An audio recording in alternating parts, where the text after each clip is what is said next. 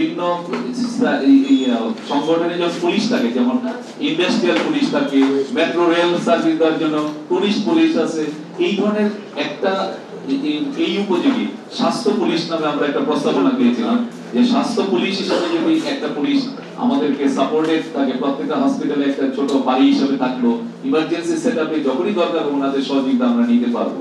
আমাদের যারা junior doctor ছিল তারাই মূল চালিকা শক্তি ছিল। পাশাপাশি এদের সাথে থেকে আমরা সমস্ত কার্যকলাপ আমরা এদেরকে সুষ্ঠুভাবে সমাধান করার জন্য ইনভলভ ছিলাম।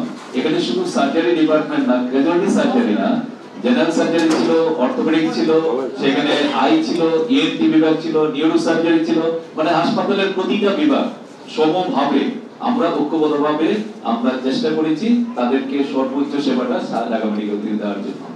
এখন আমাদের কিছু তো প্রাপ্য আছে, যেমন আমরা চাই একটা নিরাপদ পরিবেশ। এই নিরাপদ পরিবেশ যেখানে আমাদের কোনো সুষ্ঠুভাবে আমরা কাজ করতে পারবো, নির্বিঘ্নে কাজ করতে পারবো, ভয়হীনভাবে এরা সার্ভিস দিতে পারবে। এই ইমার্জেন্সিতে আমাদের প্রথম টাচিংটা হয়, রোগীরা প্রথম ইমার্জেন্সিতে আসে, তখন এই জায়গায় যারা ডিউটিতে কর্মরত থাকে প্রায়শই দেখা যায় এই যেখানে নিরাপত্তাহীনতায় থাকতে হয়। তা আমাদের একটা প্রস্তাবনা থাকবে, গত কয়েকদিন আগেও আমাদের জুনিয়র ডাক্তারদের সাথে এই ধরনের একটা হ্যাসেল হয়ে গেছে এবং এরা এতটাই মানে মর্মাহত হয়েছে যে এত সার্ভিস দেওয়ার পরও এরা যেভাবে শারীরিক এবং ভাবে অ্যাগ্রেসিভ একটা মুড প্রেজেন্ট করেছিল, তারা রীতিমতো কর্মবিরতিতে যাওয়ার মতো অবস্থা ছিল। আমরা তাদেরকে বুঝিয়েছি যে না, আমরা এই পরিস্থিতি থেকে উত্তরণের জন্য কর্তৃপক্ষ সদা প্রস্তুত আছে।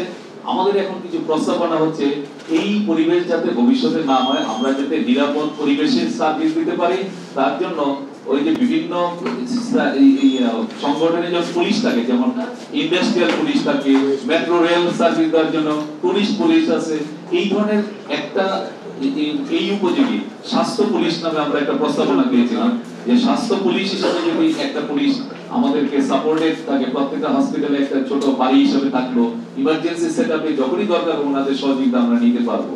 এই প্রস্তাবনাটা আমাদের আপনাদের মাধ্যমে আমাদের ঊর্ধ্বতন কর্তৃপক্ষকে আমরা করছি, আপনারা এটা যাতে বাস্তবায়ন হয়। শুধু এখানেই না, প্রতিটা হসপিটালে কিন্তু আমার ডাক্তাররা নিরাপত্তাহীনতায় থাকে। আমরা যদি নিরাপদ থাকি আমরা অবশ্যই আমাদের সর্বোচ্চটা দেওয়ার চেষ্টা করব।